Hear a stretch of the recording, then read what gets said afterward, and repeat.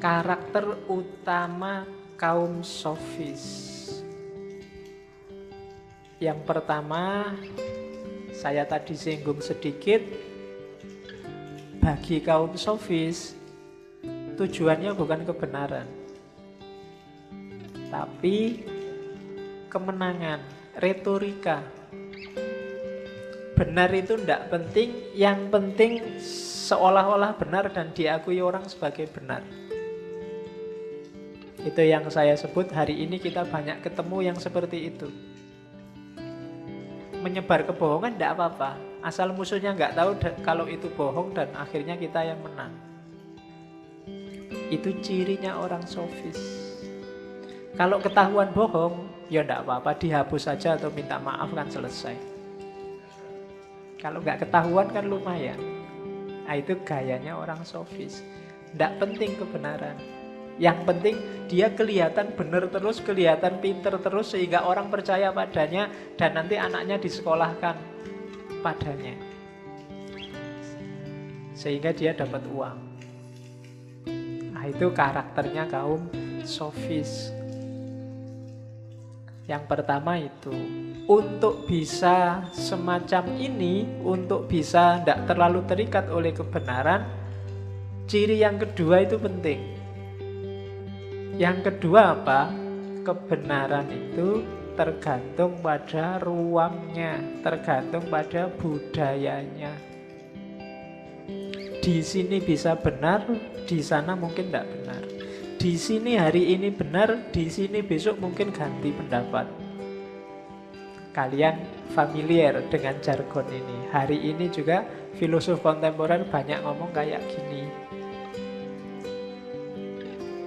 Jadi ini kalau memang tulus, sebenarnya ideologinya tidak apa-apa. Tapi kalau di awal ada mental kayak sofis tadi, nyari keuntungan sendiri, pandangan kayak gini jadi bahaya.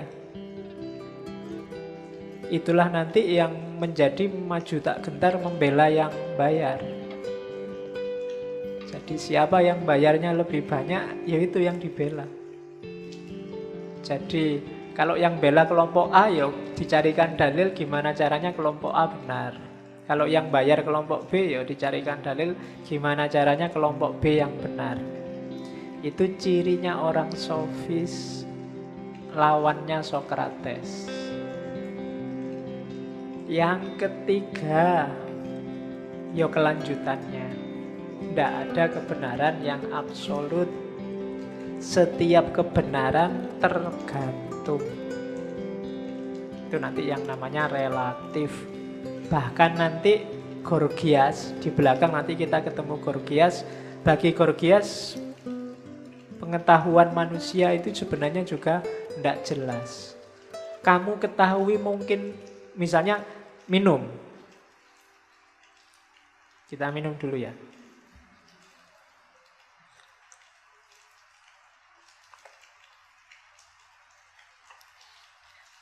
Saya minum dan kamu tahu saya sedang minum. Tapi kalau pakai argumennya Gorgias nanti pengetahuanmu tentang saya minum itu perlu diragukan juga. Meskipun kamu lihat sendiri saya minum. Nanti dia punya argumen. Yang kamu anggap ada, itu mungkin saja nggak ada. Seandainya memang ada, pengetahuannya mungkin tidak ada. Pengetahuannya mungkin beda-beda. Setiap kepala menangkapnya beda-beda. Saya tadi minum, kamu kan menangkapnya macam-macam. Ada yang, oh Pak Faiz haus. Mungkin yang sana menangkapnya, oh, itu cuma contoh kuliah. Ada yang, itu cuma minum pencitraan itu. Wong belum haus kok sudah minum. Oh, macam-macam loh kamu menangkap minumku tadi. Itu yang katanya Gorgias, enggak. Pengetahuan pasti enggak ada. Bisa jadi kamu benar semua atau salah semua. Bahkan pengetahuanku sendiri tentang minumku juga mungkin juga tidak pas. Bisa, karena aku yang tadi sama aku yang sekarang mungkin sudah berubah. Sebelum aku ngomong tadi sama sebelum aku minum, mungkin pendapatku tentang minumnya juga sudah ganti. Kamu sebelum masuk ke sini dengan kamu yang sudah ada setelah masuk ke sini dan minum kopi, mungkin berbeda persepsinya tentang ngaji ini. Itulah katanya Gorgias enggak. Pengetahuanmu pun ya perlu dipertanyakan. Apa iya yang kamu lihat sendiri loh, kamu rasakan sendiri loh, mesti benar. Nah itu Gorgias. Nanti kita perdalam lagi. Yang ketiga, berarti kalau situasinya kayak gitu, kebenaran itu apa? Katanya orang Sufis, kebenaran itu ya siapa yang menang itu aja. Kalau kamu adu argumentasi dan kamu yang menang, ya itu kebenaran. Kalau besok kamu debat lagi dan kalah, ya berarti kebenaran milik lawanmu. Simple. Kebenaran yang sejati miliknya yang menang. Merekalah yang menguasai kebenaran. Dulu mungkin zaman Soeharto komunisme itu salah total 100%. Dan bagi orang Indonesia itulah kebenaran. Terus ada reformasi, ada perubahan-perubahan persepsi. Sekarang itu tidak dianggap kebenaran lagi. Mungkin tinggal 50%. Ada variabel-variabel lain. Sekarang mungkin mau dianggap salah lagi, tapi masih ada yang bantah juga. Itulah manusia katanya orang-orang sofis. Tidak ada kebenaran yang hakiki itu. Katanya orang sofis ya kebenaran itu miliknya yang menang. Buktinya hari ini kan begitu. Kalau kalian lihat misalnya di TV Indonesia Lawyers Club, orang debat, itu kan yang benar bukan siapa-siapa. Yang ketika dia ngomong tidak ada yang bisa bantah. Itulah nanti yang jadi kebenaran. Nah itu katanya kaum sofis. Targetnya target konkret, bukan target abstrak menemukan kebenaran, menemukan kebijaksanaan. Buat apa kalau nggak ada kerjaan? Oke, ya makanya orang sofis nggak usah bulat lah, ujungnya paling juga ke situ. Nah, itu yang diketawain orang sofis pada Sokrates dan kawan-kawan. Mikir kok aneh-aneh, nek iso mangan ya susah. Nah, itu sindirannya. Nanti sindiran ini akan lebih tajam di kelompok sinisisme. Mungkin 2-3 ya, 3 minggu setelah sekarang kita ketemu sinisisme. Oke, terus ciri yang paling menonjol dari kaum sofis itu retorika. Jadi logik. Di Yunani itu yang menonjol logika dan retorika. Logika itu caranya mikir, kalau retorika itu cara menyampaikan gagasan. Bagi orang sofis ini lebih penting daripada kebenarannya sendiri. Barang salah kalau disampaikan secara retoris itu bisa jadi benar. Kenapa ya kok ada profesor, harusnya dia logikanya bagus, kok bisa ketipu oleh misalnya Dimas Kanjeng dulu. Itu pasti karena retorika, cara ngomong. Kamu yang mahasiswa mungkin sarjana kadang ketipu oleh tukang obat. Tukang obat itu ngomong kan enak ya, wah pokoknya ini dalam waktu 3 hari sampean mesti sembuh. Atau iklan. Kamu kan gampang ketipu itu. Mungkin ada situs online menjual HP yang harganya 10 juta, jadinya cuma 1 juta, dibayangkan, dan kamu ikut. Akhirnya ketipu. Itu bukan kebenarannya, tapi retorikanya bagus, sehingga kalian terpengaruh. Debat itu kadang-kadang antara orang yang berdebat ini gagasannya sama, cuma yang menang adalah yang retorikanya lebih enak, lebih bagus. Oke, jadi yang dikembangkan oleh kaum sofis ini, retorika itu kan senjatanya bahasa. Ngomong yang enak, ngomong yang bikin orang ikut. Mungkin kamu punya temen yang kalau dia sudah ngomong, kamu bantai susah. Termasuk ketika utang duit. Bolak-balik kamu dihapusi utang duit, nggak dibayar, tapi nggak tego terus kalau nggak ngutangi. Ngomongnya pinter, oh itu ahli retorika namanya. Bisa aja ngomongnya. Nah, itu retorika. Kayak kamu disuruh presentasi dosennya, jangan-jangan tidak ngerti belas materinya apa, tapi ngomongnya bisa panjang Dan dosennya terpesona, wah, padahal kamu ngawur itu. Itu namanya retorika.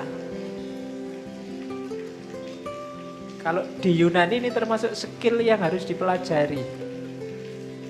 Tidak sekedar logika. Retorika itu alatnya dua. Yang pertama eristik, yang kedua antilogik. Jadi eristik itu, retorika itu fokusnya menang, mempengaruhi orang, bukan kebenarannya. Tidak penting obat itu benar-benar manjur apa enggak, yang penting orang mau beli. Tidak penting jagomu itu benar-benar unggulan apa enggak, yang penting orang mau nyoblos. Ini retorika, namanya eristik. Kalau bahasanya Aristoteles, dirty fighting in argument. Jadi pertarungan bebas, pertarungan kotor dalam berargumentasi. Iya sih orang jadinya terdiam, tapi terdiam bukan karena mendapatkan kebenaran, tapi diam karena ndak iso bales. Aduh, menurutku kok Yosi salah, tapi gimana ya bantahnya? Itu alamat kamu kena retorika. Kenapa kamu nggak bisa bales? Karena bukan karena logikamu rendah, kemampuan retorikamu yang rendah. Kamu kalah dalam debat. Jadi katanya Aristoteles, eristik itu making worse argument seem better. Membuat argumen yang jelek kelihatannya jadi bagus, jadi lebih bagus. Itu yang pertama. Yang kedua antilogik. Antilogik ini caranya adalah dengan, kalau ada orang mendebat, untuk mengalahkannya kamu kasih counter argumen atau counter fakta. Ini namanya antilogik. Yang saya pilih ini, dia adalah tokoh penyayang rakyatnya. Enggak bisa, coba ini lihat, kemarin aja gusur. Ini namanya antilogik. Atau sebaliknya, yang kita pilih, jangan pilih tokoh ini karena dia suka gusur. Enggak bisa, coba lihat, dia kemarin bikin taman-taman itu luar biasa. Ini namanya mengcounter logik, namanya anti-logik. Jangan salah, kalau urusan counter fakta atau counter berpikir itu kamu bisa nyari 1001. Yang tidak suka Nabi Muhammad, untuk mengcounter orang yang bilang bagusnya Nabi Muhammad, dia akan mengajukan fakta-fakta yang dipotong-potong tentang jeleknya Nabi Muhammad. Atau sebaliknya, yang tidak suka Donald Trump ya dikasih fakta-fakta yang jelek tentang Donald Trump. Yang suka Donald Trump dikasih fakta-fakta yang bagus saja tentang Donald Trump. Itu fakta. Maka kamu tidak harus sangat terpesona kalau ada orang berargumen yang diajukan fakta-fakta, karena fakta itu bisa dipilih sesuai kepentingan. Ngaji ini bisa bagus, bisa jelek, tergantung kamu milih menjelaskan fakta yang mana. Ngaji filsafat itu jelek, kiai ini orang keturunan ya piye. Nah itu kan bisa. Sekuler itu ngaji, masa filsafat diajar gini masjid kan bisa. Atau kamu yang suka, jangan salah, ndak keturunan ndak apa-apa, tapi di mana ada ngaji dikasih kopi gratis, dikasih minum gratis misalnya. Nah itu yang suka. Itu namanya antilogik. Jadi kalau ada orang berargumen dibantah terus sampai dead end. Dead end itu ya jalan buntu. Dia nggak bisa berargumen lagi. Habis sudah dalilnya. Ngomong dalil ini dikasih dalil yang bertentangan. Dalil ini kasih lagi yang bertentangan. Terus begitu. Sampai akhirnya buntu sudah. Kehabisan dalil lawannya. Kalau sudah gini, menanglah yang bantah. Itu namanya retorika. Jadi mulai sekarang kamu nggak harus terlalu terpesona kalau ada orang bergaya eristik maupun bergaya antilogik. Itu hanya retorika. Tidak selalu isinya kebenaran. Karena dalam retorika kebenaran itu tidak jadi target utama. Yang jadi target utama menangnya argumen. Oke. Maka ada hoak hari ini ya, luar biasa kan, menyerbumu apapun, kamu ndak usah kaget, biasa wae. Jangan jadi orang kagetan. Biasanya orang kaget itu terus cenderung panik. Hari ini kan uang itu macam-macam di sini. Nggak usah kaget, biasa aja. Kalau ada orang ngomong, wih ini ada fakta gini-gini loh, oh biasa aja. Nggak harus kaget. Misalnya orang yang kamu sukai, ternyata gini-gini, oh ya biasa aja. Manusia ya iso wae melakukan yang jelek. Yang bagus juga bisa. Jadi tidak ada yang mengagetkan, maka kamu tidak harus gampang terpengaruh. Kadang-kadang itu hanya eristik atau antilogik. Itu cirinya kaum sofis. Nah, tujuannya apa sih retorika itu? Persuasi, mempengaruhi orang. Ya termasuk hoak tadi kan sebenarnya bikin orang terpengaruh. Setelah kamu dikasih berita bohong, diharapkan kamu terpengaruh. Ikut target isinya berita bohong tadi. Oke. Katanya Gorgias, kuncinya persuasi itu namanya kairos. Ya. Kairos itu bukan dari kata Kairo. Itu bahasa Yunani. Artinya apa? Kairos itu ngomong yang pas, timingnya pas. Kalau kamu ingin ngomong dipercaya orang, pakailah bahasa yang pas di waktu yang pas. Itu kamu akan dipercaya orang. Punya daya persuasif, namanya kairos.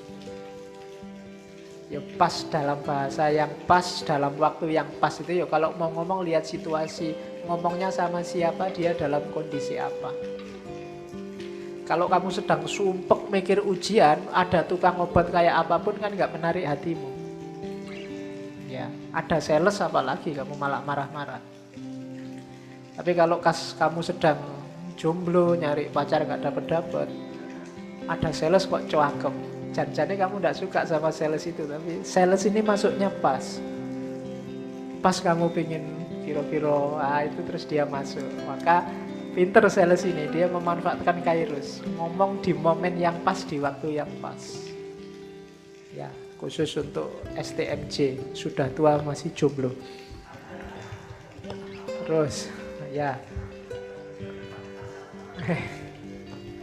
Nah, retorika ini itu di bawah itu ada teorinya Aristoteles. Aristoteles menyebut retorika yang bagus itu punya 3 unsur, logos, ethos, pathos. Ini kalau di Yunani namanya triumvirate. 3 keahlian utama. Kalau ingin jadi orang pinter dan terkenal sebagai orang pinter, kuasailah logos, punyailah ethos, dan hidupkan pathos. Logos itu ya logikanya hidup, bisa membuktikan kebenaran yang kamu yakini, bisa menunjukkan kebenaran pada orang lain. Ethos itu jadilah orang yang bisa dipercaya, punya kredibilitas. Jadi kalau kamu ngomong, orang siapa yang ngomong, oh anak ini yang ngomong, wah kalau anak itu aku percaya. Sampailah pada posisi trust, pada posisi ethos. Nanti kamu punya daya retoris, punya daya persuasi. Dan yang ketiga pathos. Pathos itu values, emosi. Kelemahannya orang-orang sofis itu dia tidak punya pathos, tidak ada komitmen kebenaran, tidak ada komitmen kebaikan. Mereka punya ethos, mereka punya reputasi, dikenal sebagai orang pinter, logikanya juga jalan, tapi tidak punya pathos. Ketika tidak punya pathos, ya lama-lama orang akan meninggalkan mereka. Karena apa? Tidak punya keterikatan pada nilai kebenaran, nilai kebaikan, nilai keindahan. Tidak ada pathosnya. Dia kayak mesin, dia kayak alat. Tidak ada emosinya di situ. Nah itu pathos. Maka kalau kalian ingin jadi orang pinter dan dianggap pinter juga, baik logika maupun retorika, kuasailah logos, cara berpikir yang benar, logika yang benar. Kemudian ethos, bangun reputasimu sampai kamu dipercaya orang. Dan yang ketiga pathos, komitmenlah pada nilai-nilai yang kamu yakini, kebenarannya, kebaikannya, keindahannya. Kalau kamu kuasai triumvirate ini, kamu akan punya gelar filosof zaman itu. Jadi orang yang menguasai logika punya reputasi dan punya komitmen nilai. Logos, etos, patos. Nah, orang sofis mereka tidak punya patos. Logosnya luar biasa, etosnya juga tinggi. Dia punya reputasi yang diakui oleh masyarakat kepandaiannya. Sayangnya tidak punya patos. Kapan-kapan mungkin kalau ada waktu kita ngomong satu sesi khusus tentang retorika. Cuma tidak sekarang. Oke.